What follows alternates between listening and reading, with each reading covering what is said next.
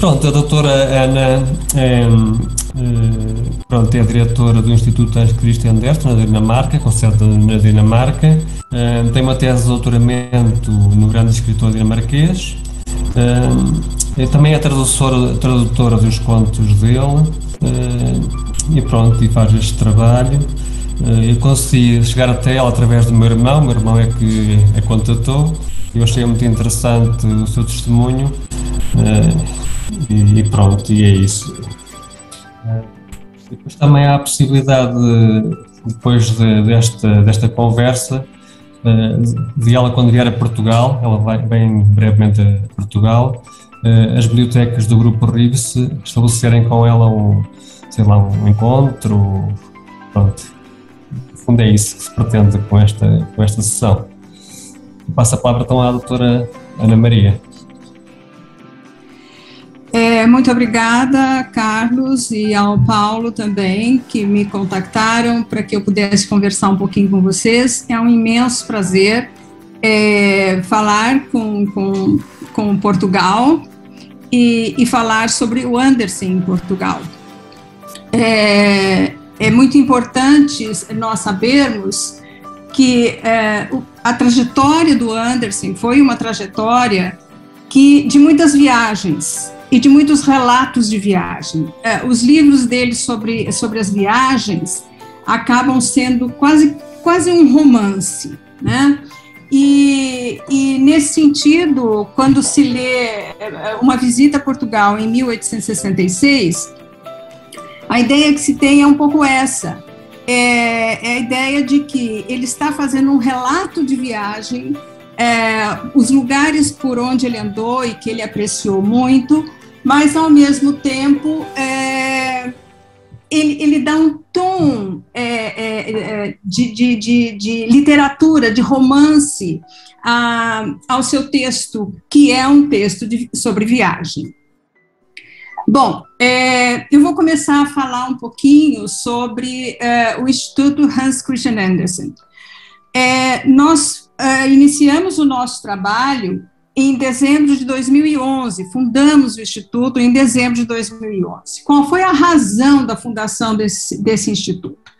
Basicamente foi divulgar a obra do Andersen para os falantes de língua portuguesa, principalmente, divulgar e orientar pesquisas sobre o Andersen e sobre a obra do Andersen, e trabalhar um pouco mais voltado para um escritor dinamarquês que é conhecido e reconhecido mundialmente como um dos maiores escritores que nós temos de todos os tempos, e perceber que, apesar dele ter vivido num período e ter escrito dentro de um período que nós podemos chamar de romantismo, ele andou à frente do seu tempo. Há textos do Andersen que são textos com uma estrutura ou com uma organização do modernismo muito interessante. Ele foi um escritor que relatou as histórias, as vivências, as pobrezas, as necessidades. Ele foi um grande crítico social da época dele, mas, ao mesmo tempo, ele introduziu uma estrutura textual, ele introduziu uma ordem de texto que foi muito além do período em que ele viveu. Por isso, eu digo sempre que o Andersen, ele transitou entre alguns períodos literários, muito embora ele tenha vivido dentro de um período caracterizado pelo romantismo. Nós já tivemos estudantes da Universidade de São Paulo, da Unesp, a Universidade Estadual Paulista também, e outros pesquisadores, dos quais nós fizemos um atendimento, uma orientação online a respeito do Andersen. Então, um dos objetivos que tínhamos de divulgar o trabalho dele, de incentivar a pesquisa, esse objetivo ele foi alcançado, e eu acredito que nós estejamos mantendo esse objetivo, porque continuadamente nós estamos atendendo pessoas que se interessam e que nos procuram. O Instituto tem sede na Dinamarca, na cidade de Broby, é uma pequenininha cidade no interior da Dinamarca, na ilha de Fyn, exatamente a ilha onde o Andersen nasceu, e temos um braço aqui no Brasil, no Rio de Janeiro, onde nós também desenvolvemos os nossos trabalhos sobre ele. Muito bem. Como é que eu comecei essa história com o Andersen? Eu vou procurar ser o mais breve possível nesse momento. Em 1990, nós tínhamos um projeto de literatura infantil e que nós trabalhávamos com crianças na praça, em escolas, em diferentes lugares. E eu estava lendo para as crianças naquele dia, crianças entre 7 e 8 anos de idade, sobre a pequena vendedora de fósforos. E uma menininha sentada à minha frente, prestando muita atenção ao que eu estava lendo e contando, de repente ela olha para mim e fala assim, eu quero conhecer esse autor. A idade dela era 7 anos. Aí eu disse, por que você quer conhecer esse autor? Porque ele fala tanta verdade. Ele está falando sobre o frio. Aqui no Brasil nós não temos frio, mas nós temos problemas também com criança. Tem gente que morre de fome aqui, tem gente que morre de doença, tem gente que morre de sede. E eu queria saber mais sobre ele. Bom, a fala dessa criança, que eu acho incrível e que a gente tem que aproveitar esses momentos da criança conversando com a obra, porque ela estava conversando com a obra, ela não estava conversando comigo. A fala dessa criança me marcou muito e eu disse assim, bom, eu preciso saber mais sobre esse autor. Comecei a procurar bibliografia no Brasil e eu encontrei quase nada sobre ele. E foi aí que despertou em mim a vontade de aprofundar as pesquisas sobre o Andersen. E na minha tese de doutoramento, então, eu vim para a Dinamarca, fiquei 7 meses no Centro de Estudos Hans Christian Andersen, na Universidade de Odense, e sob a orientação do professor Johan Demilius, e lá, então, eu pude começar a entender melhor, a entender a cultura dinamarquesa, a língua dinamarquesa, a sociedade dinamarquesa, e pude, então, entender de uma forma mais profunda, mas que eu continuo buscando entendimento sobre ela, por que ele foi tão importante e por que ele é tão atual. Eu costumo dizer, o Andersen não foi, ele é. Porque se ele tivesse simplesmente passado uma época, ele não teria tanta interferência no nosso mundo. E ele tem, até hoje, nós sabemos o quanto os contos dele são lidos e procurados. O grande problema é que a obra dele é uma obra muito extensa e a grande parte da obra dele está em dinamarquês. Então, para você poder lê-lo e para você poder entendê-lo melhor, você precisa realmente se debruçar sobre a língua. E, nesse sentido, eu me sinto muito, muito feliz porque, apesar de todos os esforços de aprendizado da língua, há coisas que somente o convívio com o povo, com as pessoas e com aqueles apaixonados pelo Andersen pode abrir caminhos para você. Então, eu voltei à Dinamarca muitas vezes, fui fazer o meu pós-doutorado lá e depois me casei lá também e eu tenho no meu marido um grande companheiro para me ajudar a traduzir e na verdade não é uma tradução, é um reconto, porque a tradução é impossível fazer ao pé da letra, então é um reconto, mas manter sempre aquela ideia principal, o que o Andersen queria deixar para a posteridade, e o que de fato ele deixou. Eu acho que essa é uma situação muito interessante, e a partir daí, então, eu comecei a aprofundar as minhas pesquisas, a fazer as minhas traduções, e em 2011, vocês sabem, o Andersen escreveu um livro, Visita a Portugal, que ele fez em 1866. Em 2011, então, nós fomos a Portugal e seguimos os passos do Andersen em Portugal, os lugares onde ele esteve, o que ele visitou, e fomos conversando com um livro que ele escreveu sobre a visita dele a Portugal, para ver o que nós poderíamos, então, criar a partir daí. Fomos visitar alguns lugares muito especiais, e um deles foi a Quinta dos Bonecos,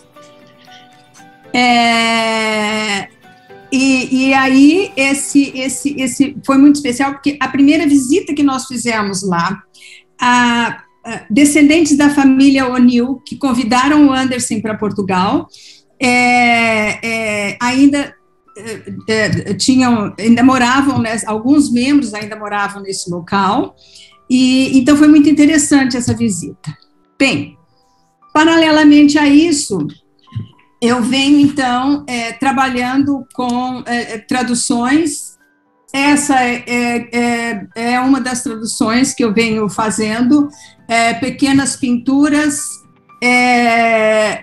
poucas palavras, muitas leituras, do livro extraído dele, Bilderboek ohne Bilder.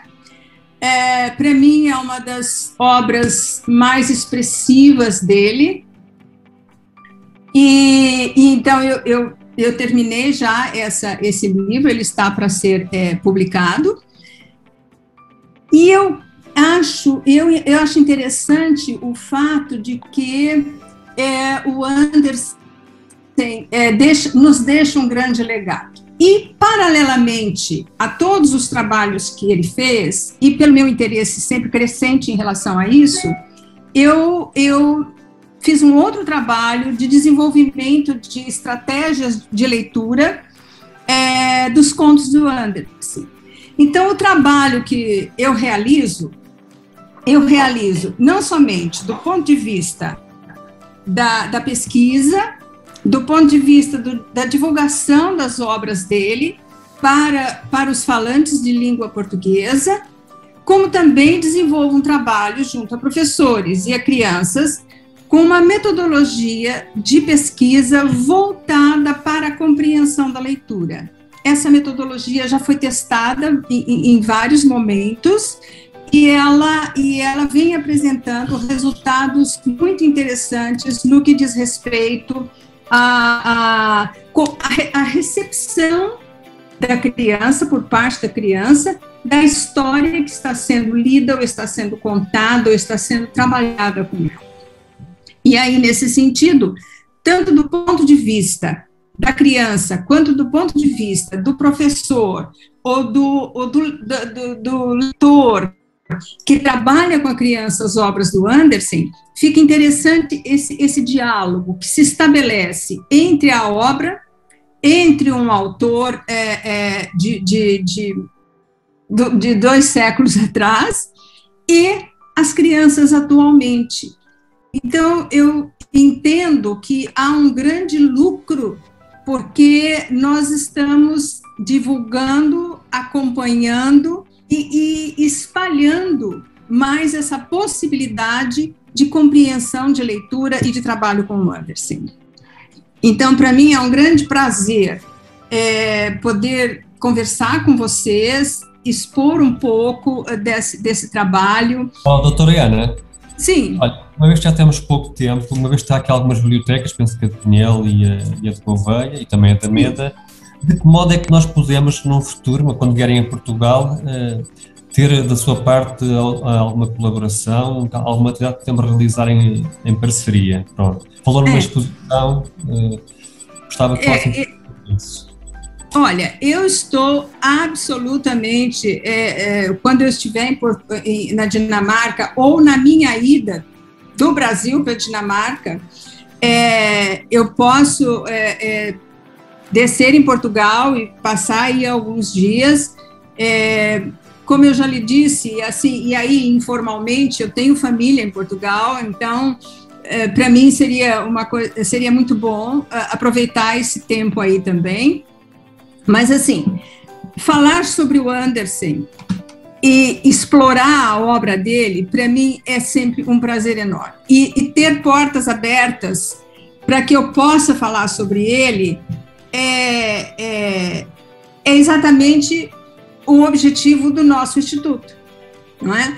Então, assim, eu não posso adiantar nesse momento quando poderia ser isso feito, porque nós estamos dependendo muito do trânsito, né, de viagens, e tem países que estão com as portas fechadas para o Brasil, então nós estamos dependendo um pouco disso. Mas podem ter certeza que nós podemos conversar e fixar uma data a partir de maio, para que nós possamos nos encontrar e realizar qualquer tipo de trabalho que vocês queiram que seja feito, seja do ponto de vista das estratégias de leitura, seja do ponto de vista da leitura da obra do Andersen, seja do ponto de vista do conhecimento um pouco maior sobre ele. Enfim, vocês poderiam até pensar numa agenda de forma que eu pudesse me preparar para esse fim. Há alguma questão dos participantes? Quero colocar a doutora Ana. Carlos, se me permite, eu lançava só o repto. Portanto, a biblioteca da mesa está inserida, não sei se a doutora Ana é, portanto, ao corrente desta situação, portanto, da rede de bibliotecas das Beiras e Serra da Estrela. E no quadro desta rede, que tem 15 bibliotecas públicas e 2 universitárias, se calhar em conjunto seria muito interessante explorar este autor, que também é muito acarinhado em Portugal, aliás, é todo mundo, como é óbvio, e acho que seria, não tenho certeza que havia muito interesse da parte das bibliotecas em contar com a sua colaboração, doutora. Sim, com certeza. Eu tenho, assim, um prazer enorme, o trabalho na biblioteca ou fora dela, enfim, o que eu gostaria de dizer é assim, eu estou aberta para as propostas que puderem vir de vocês. Com muito prazer, eu atenderia e pensaria num trabalho que pudesse ser frutífero para vocês e para mim também, porque, na verdade, nós estamos sempre aprendendo e sempre buscando caminhos de aumentar os nossos conhecimentos. Então, eu acho que um trabalho conjunto é um trabalho que sempre dá frutos para ambas as partes. E então, eu estou aberta e disponível para o que for necessário, que vocês acharem que seja interessante para vocês. Nós lançamos aqui o repto à rede de bibliotecas das Beiras e Serra da Estrela, e naquilo que dependerem de nós, portanto, eu e o meu colega Filipe Ferreira somos da Direção-Geral do Livro, dos Arquivos e das Bibliotecas, damos também aqui o nosso apoio e colaboração a esta rede de bibliotecas, e naquilo também que nós podemos colaborar, podem contar também connosco. Fica aqui a cargo do Carlos a dinamização desta sinergia. Eu acho que ficaram aqui lançadas as pontes e vamos então aproveitar. Acho que é uma Sim, claro. Com certeza. Doutora Ana, se me permite, se quiséssemos começar a conhecer o trabalho do Instituto, o que é que nos sugeriria, para onde é que deveríamos começar? Questões mais concretas, atividades mais reais, junto do público.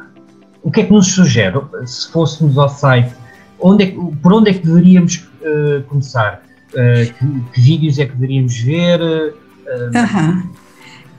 Eu acho assim, a questão indo ao site, tem várias entradas para o site, de obras, de notícias, de artigos, obras publicadas. Então, eu penso que o site é uma porta aberta para que se tenha uma visão geral do que se está fazendo.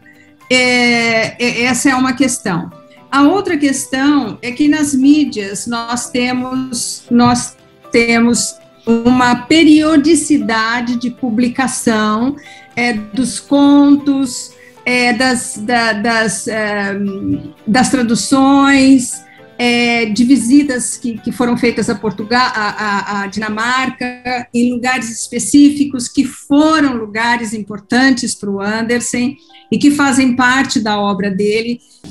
E sim, então é uma passagem daquilo que nós temos feito, da forma que estamos realizando, e eu acho que aí vai depender muito do interesse que vocês têm, não é?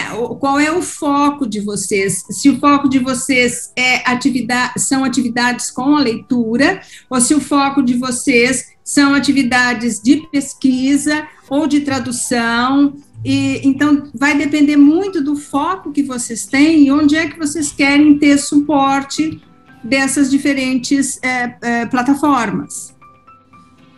Bem.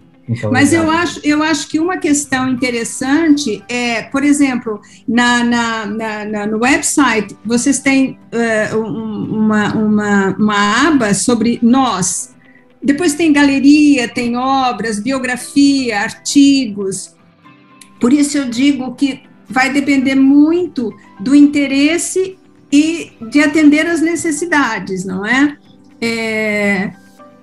As pessoas que procuram, por exemplo, trabalhos acadêmicos, há dissertações, há teses, então é um outro lado, né, do atendimento do Instituto. Mas, se o trabalho for estritamente sobre o Andersen, sobre os contos dele, então nós temos que entrar, como vocês estão vendo aqui, nos artigos que nós publicamos. Doutora Iana, não sei quanto tempo é que falta, que temos disponível, consegue ver aí? Eu não consigo ver aqui. Eu também não sei. Agora, tem só uma coisinha que eu gostaria de dizer, que eu acho que é importante, porque o Andersen, isso os meus estudos acabaram me mostrando, e a orientação que o Demilius me trouxe, o Andersen é muitas vezes visto como um escritor de literatura infantil. Na primeira coletânea que ele publicou, o título da coletânea era Contados para Crianças. E talvez isso tenha feito com que essa relação do Andersen com a literatura infantil tenha ficado tão forte.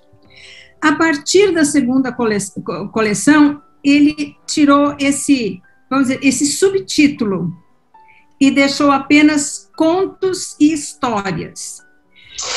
E aí, por quê? Porque ele queria atingir a um público muito maior. Muito embora ele ouvisse as crianças, porque todas as vezes que ele terminava uma coletânea, ele tinha crianças à volta dele, ele contava, e muitas vezes os contos foram modificados por interferência de crianças ou de um adulto. Então, os manuscritos dele estão cheios de correções à margem, porque ele ia fazendo as alterações que ele achava que seriam importantes para o conto em questão. E ele tem uma obra vastíssima de contos que são mais dirigidos para o público infanto-juvenil e para o público adulto. Mas, independentemente de qualquer coisa, se nós pegarmos o Patinho Feio, que há um clichê de que ele é autobiográfico, toda a obra do Andersen é autobiográfica, se nós pudermos falar dessa forma. O Patinho Feio, ele é muito bem analisado, muito bem entendido pelas crianças, mas é um dos contos que traz uma crítica social enorme da sociedade dinamarquesa. Então, a criança lê e se identifica com a história desse patinho, na verdade, desse cisne, e que, quando o adulto lê, ele percebe essa crítica social que não foi percebida pela criança, até porque a criança não tem um histórico para essa compreensão, mas ela interage com a obra. Então, eu acho que essa é uma outra característica do Andersen. Ele escreveu para um público adulto também, mas essa interação com as crianças nunca deixou de existir. Claro que se eu pegar, por exemplo, A Sombra, é um conto para adulto, e que para uma criança seria de uma complexidade maior, mas de um modo geral, os contos que ele chamava de Eventyr, eles são tanto contos que a criança lê e se identifica e compreende e pergunta, quanto o adulto consegue entrar na obra com um outro olhar, com uma outra visão. Então, eu acho que isso também é uma característica dele incrível, como ele transita entre as gerações e todas as gerações acabam aceitando e gostando e tendo curiosidade sobre o que ele fez. Eu sempre digo, eu sou uma apaixonada pela obra dele, e desde 1990 eu estudo Andersen e estou sempre descobrindo alguma coisa nova, e o que eu puder fazer para aumentar esse público e ajudar as pessoas a lerem mais os contos dele, por isso eu volto a dizer, eu estou totalmente à disposição para fazer qualquer tipo de trabalho compartilhado. Doutora Ana, só uma afirmação, não é nenhuma questão, disse que o Andersen transita entre as gerações, eu também acho que transita entre os séculos, porque eu li há muitos anos o livro dele, Viagem a Portugal, em 1966, ele tem lá uma expressão, uma frase que eu achei muito interessante, que Portugal, para ele, era o paraíso terrestre. E hoje em dia fala-se muito nisso, que os americanos estão a vir para Portugal e outras nações, mesmo brasileiros, não é? E pronto, é atual nesse aspecto. É só isso que eu queria dizer. Não, é verdade, ele ficou encantado com a viagem, a leitura do livro, por isso que eu disse no início, embora seja um relato, ele tem muitas passagens, anotações do diário dele, das cartas que ele escrevia para um amigo, para amigos, a quantidade de cartas que ele escreveu a vida inteira foi fantástica. E vocês têm aí em Portugal uma pessoa que eu admiro muito e que foi o meu primeiro contato com o Andersen em língua portuguesa, que foi o professor Silva Duarte. E foi ele que fez a tradução dessa viagem do Andersen para Portugal. Então, assim, eu acho que o professor Silva Duarte fez uma leitura muito interessante da obra dele. Ele era um estudioso da literatura escandinava e fez muitas traduções, não só dinamarquesas, mas eu gosto de ler o que ele escreveu, porque eu acho que foi de grande contribuição para o mundo de falantes de língua portuguesa. E é verdade, ele ficou encantado com Portugal e por isso eu resolvi seguir os passos dele, visitar os mesmos lugares que ele havia estado, para sentir o que ele sentiu quando ele esteve aí. Sobramos alguma questão? A minha parte só tenho que agradecer, é sempre um gosto quando ouvimos falar alguém com tanto entusiasmo sobre estas questões. eu recordo-me, eu não sei se o meu colega Filipe me se pode ajudar, por ocasião, era uma data comemorativa, não me sei, ou seja, que há uns anos em Portugal houve uma série de iniciativas em torno do Anderson. Não sei se era, desculpa lá, agora não tenho presentes quais são as datas de nascimento e morte, mas eu acho que era um centenário, será possível? Foi. 2 de Abril é que ele nasceu. Sim, mas foi qual foi? Mas houve uma data redonda. Não foram os 150 anos? Acho que foram os 150 anos, exatamente. Foi. E tudo começou por conta da Quinta dos Bonecos em Setúbal. Houve muita atividade em Setúbal, porque ele esteve lá na propriedade dos O'Neill. Okay. Na Biblioteca de Palmela foi feita uma exposição também que nós chegámos a visitar, eu cheguei a visitar, e houve muitas bibliotecas que se reuniram em torno do tema do Anderson, mas lá está, que é muito mais, a apropriação que é feita é sempre como na perspectiva dos contos para a infância. Foram muitas atividades, até depois que exploraram também a área da ilustração. Havia um senhor dinamarquês que, entretanto, já faleceu, que também trabalhou muito para a divulgação da obra do Anderson cá e colaborou connosco. Até foram feitos trabalhos manuais explorando essa componente visual da obra dele. Olha, eu confesso, eu não estive... Célia, posso-te interromper? Peço desculpa, eu coloquei um link de um vídeo. Foi a primeira coisa que o Google me ofereceu numa pesquisa aqui no bate-papo. Coloquei um link para um vídeo que neste caso era essa mesma exposição que referes em Vila Velha de Ródão, se não me engano. Eu estou vendo aqui. E esta exposição itinerou por várias bibliotecas do país. Que estava associada a algumas atividades, quer com as crianças, eu disse, se não me engano, até um jogo que poderia ser feito com jovens e com crianças, e havia esta exposição, e nós até ainda temos uma atividade muito curiosa que foi feita nos funcionários da Direção-Geral, pelos funcionários da Direção-Geral, de uma tapeçaria inspirada nessa exposição. Uhum. Eu estou vendo a exposição aqui, fantástico. Em rodapé, o nome do senhor é Nils Fischer. Ele faleceu muito poucos anos depois, aliás. Ele faleceu, sim, já faleceu. Interessante a exposição. Não, tem muitos trabalhos. Tudo feito à base de recortes, eram recortes e sombras e luz, muito interessante. E ele era muito entusiasmado, também ele era muito entusiasmado pela obra de Christine Anderson. Sabe que esses trabalhos em paper cuttings, ele tinha uma tesoura enorme, uma tesoura desse tamanho assim, muito enferrujada, muito velha, mas onde ele fosse convidado para ir, essa tesoura ia com ele, e também papéis, ou ele pedia na casa onde ele estava.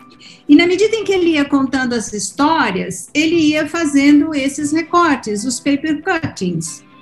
E ele fez verdadeiras obras de arte. E no museu dele, em Odense, tem lá um painel que resume todas esses paper cuttings que ele fez. Ele era um artista também. Ele era um artista nos paper cuttings, ele desenhava com crayon também. Então, tem muito das viagens dele, ele retratava o que ele estava vendo, ou uma cena pitoresca, um lugar que ele gostasse. Os livros dele, então, também são livros que trazem desenhos feitos por ele, resultado do que ele via ao longo das viagens dele. Então, no início, ele queria, quando ele foi para Copenhague de Odense, ele queria dançar balé, mas aí ele era muito desajeitado, porque era grandalhão e não tinha a leveza para o balé. E depois ele queria ser cantor de ópera, que até ele tinha uma voz boa, mas ele passou tanta fome em Copenhague, tanto frio, que ele perdeu a voz, ele ficou muito rouco e ele não tinha mais alcance da voz. Então, assim, por isso eu acho, ele era um artista completo, porque ele se dava à literatura, ele se dava à arte de escultura, de desenho, então ele era um artista, ele foi um artista muito completo, né?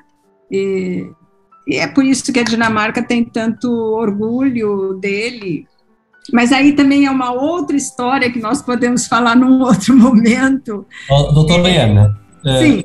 Como falou na eventualidade, se alguma biblioteca estiver interessada em tê-la lá, não é? Também há a possibilidade de ser acompanhada de uma pequena exposição, não é? Sim. Nós temos um arquivo grande de obras e de material sobre ele na Dinamarca.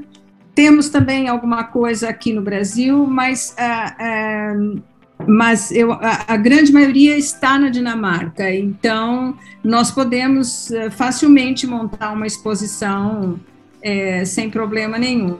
E eu acho assim também, a rainha da Dinamarca, ela é também uma divulgadora da obra do Andersen, e ela é uma artista também, e ela tem muitos trabalhos e muitas peças de teatro, a coreografia foi toda montada por ela. E ela cede o material dela para exposições.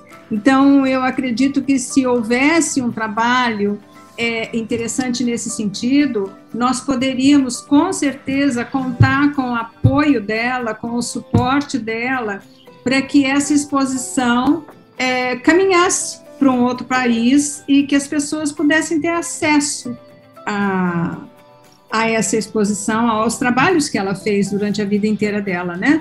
Então, tem sim a possibilidade de nós montarmos uma exposição em alguma biblioteca, fora de dúvida isso.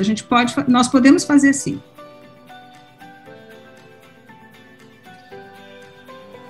Não sei se há mais alguma questão, alguma intervenção da parte dos intervenientes. Eu não sei quanto tempo é que temos ainda, sinceramente. Eu também não sei, Carlos, porque... Sim. Assim, o Victor está falando, eu gosto bastante, assim, eu gostei bastante da conversa, né? Então, eu trabalho agora com a Ana, né? Bastante tempo já, fico assim muito feliz quando chega a obra nova para a gente fazer a tradução, uma ilustração, né? Ou fazer a publicação. Então, assim, adoro quando chega isso. Mas, assim, queria que isso continuasse nessa conversa. A gente poderia fazer novas conversas, né, em outros dias, porque a gente fica ouvindo a Ana falar e a gente vê que tem muito conteúdo ali, né? Adoro quando ela começa a explicar uma obra e começa a falar sobre o Andersen, muita propriedade no caso, né? Então, assim, eu acho que seria legal um bate-papo desse, né, por mais tempo, por outras vezes. Olha, essas traduções da doutora Ana estão disponíveis aqui em Portugal para a gente adquirir? Não estão, Carlos. Por enquanto eles estão... Tem muita coisa que vocês podem encontrar, como eu estava dizendo ao Felipe, vocês podem encontrar no Face, no Instagram, porque foi publicado lá. Por exemplo, nós fizemos uma publicação de um pequeno livro que ele escreveu dos 12 meses do ano. Então, cada mês nós pusemos um texto e uma ilustração a respeito desse texto. Esse livro, Pequenas Leituras, ele está disponível no site, não está, Victor? Sim, eu posso até encaminhar, Ana, essa nossa apresentação, né, para vocês. Você encaminha para o Carlos, ele faz essa distribuição aí. Mas, assim, é só acessar, no caso aqui, o Instituto hcandersen.com. E aí todo o trabalho que a gente faz, ele fica no histórico lá, então fica todo no site. E aqui já tem um link para as redes sociais, no caso, né, onde a gente faz essa publicação que a Ana comentou, dos meses, né? Então, todo esse trabalho nós temos nas mídias, e o livro físico 2 livros físicos, eles estão saindo, um já saiu e o outro, das estratégias de leitura, ele já saiu. Ele não é um livro atual, mas o de Pequenas Pinturas, que é dessa obra que para mim é emblemática, esse livro aí, é uma obra emblemática do Andersen, e é um retrato do Andersen modernista, porque são sketches, ele é como se fossem fotografias, por isso mesmo, livros de gravuras sem gravuras, é como se fossem fotografias, e é aquilo que o Humberto Eco chama de obra aberta. O texto termina de uma forma em que o leitor, interagindo com o texto, vai chegar a conclusões. Então, isso é uma característica do modernismo, e eu entendo que, por isso eu digo que esse livro é emblemático. Esse livro, ele está disponível no site, ou o Vitor pode mandar o link, ou se vocês acessarem o site, é esse livro que está correndo agora. Mas eu não tenho nada em Portugal ainda, mas também posso levar quando for, então isso também é uma coisa a combinar. Eu estou enviando o link aqui no chat para vocês acessarem, tá? Obrigada, Vitor. Acabo de abrir, sim. É ótimo. Vou explorar depois com mais atenção. Então, se nós vamos concluir, eu queria agradecer muito ao Carlos e ao Paulo, que proporcionaram esse momento muito importante para mim. Foi uma atenção e um momento muito especial. É sempre muito bom falar sobre o Andersen, é sempre muito bom poder mostrá-lo um pouco mais. Então, eu quero agradecer enormemente ao Carlos, ao Paulo, a todos vocês que estiveram presentes e interagiram comigo ou apenas me ouviram, mas participaram desse momento que é importante. E quero agradecer ao Vitor, que esteve aí na retaguarda, cuidando para que tudo que eu fosse falando e fosse fazendo, que tivesse um respaldo e um suporte. Muito obrigada mais uma vez, Vitor. E, como eu disse, eu estou à disposição. Vocês podem entrar em contato comigo e nós podemos agendar, então, o que for necessário, mas, em princípio, eu tenho muito que agradecer a essa possibilidade que vocês me ofereceram. É realmente muito gratificante para mim. Eu agradeço muito. É recíproco, toda a informação e conhecimento, e nós podemos debater este assunto depois numa futura reunião do grupo RIPS. E pronto, e obrigado por ter ajudado a enriquecer e valorizar o Dia Mundial do Livro. Obrigado. Bom dia do livro para todos, boas leituras. Obrigada para todos nós. Obrigada. Obrigada a todos, muito obrigada.